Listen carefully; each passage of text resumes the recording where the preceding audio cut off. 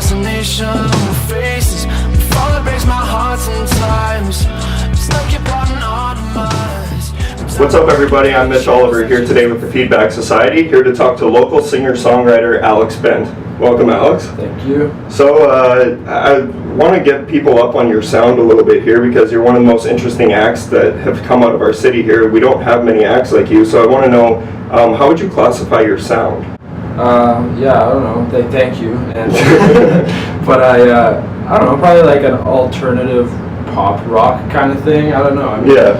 I'm influenced by a lot of different things, and I don't know. I think lately I've been going more in a bit of a rock kind of direction with more of a hip hop influence. Yeah. But Yeah, because I met you when you were like 13 years old, and you were drumming for like rock and metal bands and stuff like that around the city. Yeah. So what was it that drove you to decide to become a singer, to get on the vocals? I don't know. It was like I think kind of an impulse thing. Like my friend Alex Miller, who I used to play with, you know him, and one day at school, in high school, he just suggested, let's start a band and you can sing. And I was like, sure.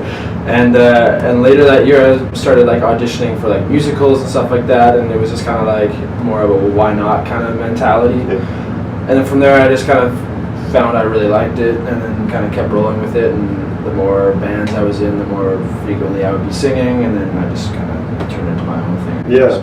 So I've always known you as the kid who would be wearing the Slipknot shirt or the Kiss shirt or something like that. So what was it that drove you towards pop and R&B, like you said, and like, is there a specific album or a song that kind of influenced you in that direction? I would probably Tyler the Creator's Goblin. Yeah. Yeah, I think like at the end of grade 12, I found it for the first time, and I was just like pretty blown away by it. And from there, that kind of was like the gateway to like R&B and like hip hop, which is like kind of consumes my life now. Yeah. So yeah, probably I listened to that for like a solid year and like nothing else. That's awesome. Yeah. So yeah, like you go by Alex Bent and the Emptiness, and I'm just curious as to what is the Emptiness, and why have you decided to go with that name? Well, at first I was putting out music just as the Emptiness, and then I changed it to just Alex Bent and the Emptiness, because I don't know why. I thought it sounded too ominous, or I guess. Yeah. But I don't know. It was always supposed to kind of imply that like. Because when I perform live, I'm the only one really visible up there. Yeah. It's usually me accompanied by like maybe some background visuals or whatever. So it's kind of pointing out the obvious that it's like me and this emptiness kind of thing, but also kind of like obviously has to do with like emotional things and Yeah. a longing to always fill some sort of void and kind of finding your purpose in life and sort of thing. So, and that's a big theme in my music too. So I think it kind of it sums it up pretty well. Yeah. So with that being said, like, what are some of your influences nowadays? Like, where do you look for inspiration? Do you still draw inspiration from your rock and metal influences, or is it mainly what kind of modern music is exciting you today? Yeah, I don't know. I mean, it's kind of a good mix of everything, I guess. I mean, like I'd say like Frank Ocean is my favorite artist, but Yeah. I mean, I'm also taking a lot of influence from like, I mean, there's even artists that I find with a lot of artists nowadays, like there's things I don't like about them, or maybe the majority of the stuff they do I don't like, but I'm able to pick out things I do like and find they influence me in different ways and stuff.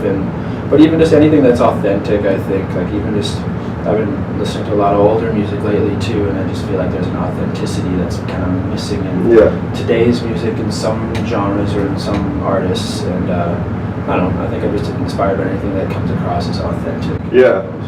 That's interesting, because that's the other thing, is I want to go through your writing process a little bit. Like, what's your writing process look like? From what I understand, you make your own beats and your own mixes and everything, and then you put vocals on top of them, but you've also been known to splice different like popular songs as samples. Like you've had 9 Inch Nails, Wu-Tang Clan to Gwen Stefani. Yeah. Like where does that come from, and what do you feel like that does for your music? I don't know, like I've always been really like in terms of the sample thing, like influenced by I guess Kanye in that regard. Like there's always, I like when there's a recognizable element to it where it's kind of like like it kind of ropes you in, and it's kind of I don't know, it feels a little more tangible for someone who doesn't maybe know who I am or whatever. I also just like the sound of it, but I don't know. The process itself is kind of random, I guess. Like sometimes I'll make a beat and that will be it, or sometimes I'll have a lyric idea. But most of the time, it's usually like I'll have some chords and a beat. I've had other times too, when other people have made beats for me and stuff too. But yeah, it's usually just kind of whatever it needs to be. I'll write the chords and the melody, and then we usually take a bit of a break and like just kind of let it be. And the mixing process is usually pretty long in itself because we'll kind of add small little like nuances and stuff. And cool. I don't know. It's a little bit of a slow go. Yeah. So I've had the opportunity to see you countless times around the city, but I feel like you're still in the process of being discovered, and you have this show coming up in a few weeks. I believe it's through, are they a company, 1103? What is 1103, and can you tell us about this event that's coming up? Yeah, they're like, I mean, on the surface, they're like a clothing brand, so they've done a number of runway shows and pop-up shops and stuff like that, and my friend Luke is the designer behind all of it, but they're a group of guys that they run a blog, they promote shows, they kind of do a lot of different things, but even just like the individual members they're members of bands locally, and they're artists, visual artists and stuff, so it's really kind of just a collective of a lot of like-minded I guess artists. Yeah, it seems like everyone's kind of grouping their resources together and putting on an event. So from what I believe, what I understand is that it's like a runway show. There's going to be like so it's not your typical show that you see around the city, and that's why I feel like it's something that people should know about, because it's at Paved Arts, which is so there's going to be like a fashion line, like